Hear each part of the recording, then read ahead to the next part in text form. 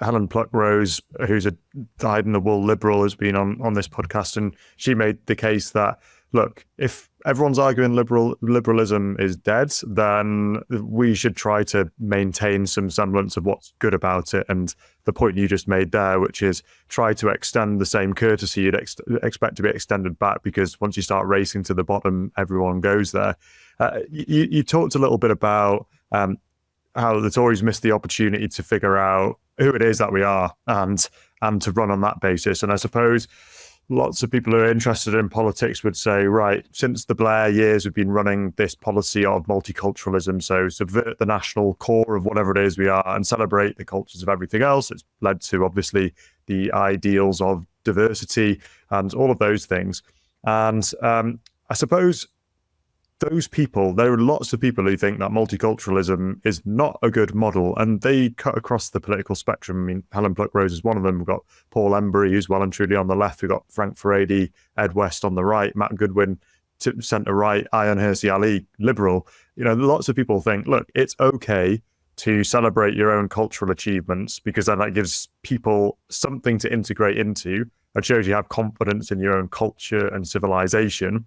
And it's not to say that you have to diminish and downplay everything that makes a person who's not from here, but it can't be only about that, otherwise you'll never get cohesion. So I guess my question, Doug, is it okay for a nation like Britain to champion its own cultural achievements? And do we expect that might start turning around? Clearly not with a Labour government.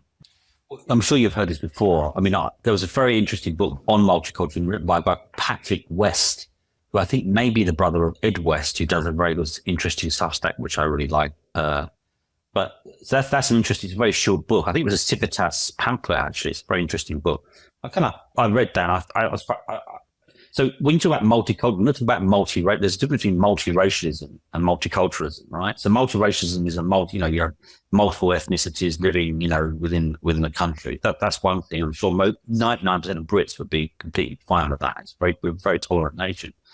But multiculturalism, essentially the model of multiculturalism, isn't about multiracialism. What it basically says, and it draws in many ways the philosophy of social constructivism, and it says essentially you have multiple cultures, all of which have equal purchases of their own inner truths, right? And they can all live side by side.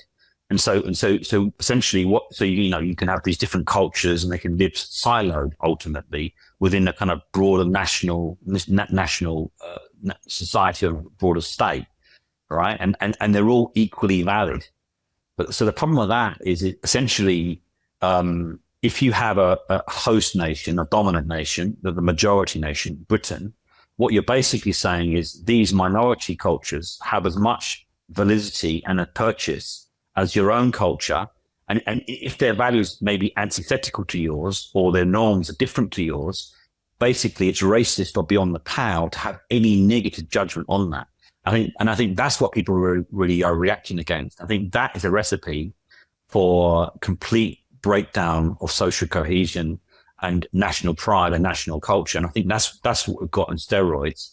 Essentially, in this country, the multicultural model seems to be, I'm not saying the ideal necessarily, but in practice, seems to be that you have multiple cultures, all of which have equal claims to truth and to knowledge, and we just have to all rub along with it. And essentially, when a compromise has to be made in some way to accommodate one of those truth claims, invariably the majority culture has to accommodate around the needs and the wants, desires, or the worldview of the minority culture, and that's very much how it feels, right? So I think that is very, very, very problematic. And so this is a very different model in France, where you basically have the French culture, and you assimilate to that. So I think that the balance, the multicultural model that we've got in this country has gone way too far down the minoritarian line, right? And what's really done massive damage to that, a lot of people could live with that. They're not very happy about it, they can live with it. But what's done massive damage to that in particular is over the last 5 or 6 years, you have elite cultural institutions like the BBC that delight in essentially pushing you can't say anything about this. This is of the equal worth, or this is the equal value to you. And you can't say anything about this kind of utter, like, not misrepresentation of your culture, because if you do, you're a racist. The third point on that is, I think that this is another problem. That the left have been pushing the charge of fascism and racism so hard and pumping the gas on that now for so long, it's kind of lost all its meaning. Everything essentially, if any judgment that you may have, if it's on a minority culture, right? You cannot have any negative judgment. You can't have any position on immigration that's negative. You can't basically connect your own lived experience in any negative sense, because to do that essentially means that you're racist.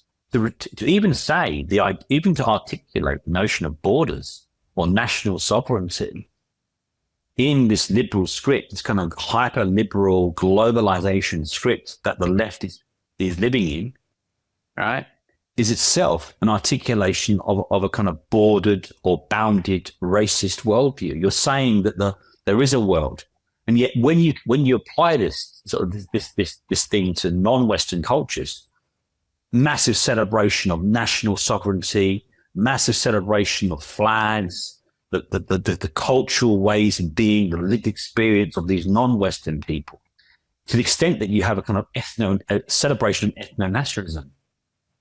Isn't that what the Palestine issue is about? Is it to some extent? Yeah. So do you see what I mean? So it's again the double standards, which self rests on a historical narrative about the egregious nature of Western civilization that most people don't buy. So you've got this kind of false narrative of history being pushed to guilt trip people into this, accepting this hegemonic progressivism that we've got in our institutions. But the fourth final point I say is this: that has really pumped the gas hard, and I think you will see a very negative reaction against it. You are seeing it already. You're seeing it massively on Europe now, but I think you will definitely see it here. And I think that that stuff has done really great damage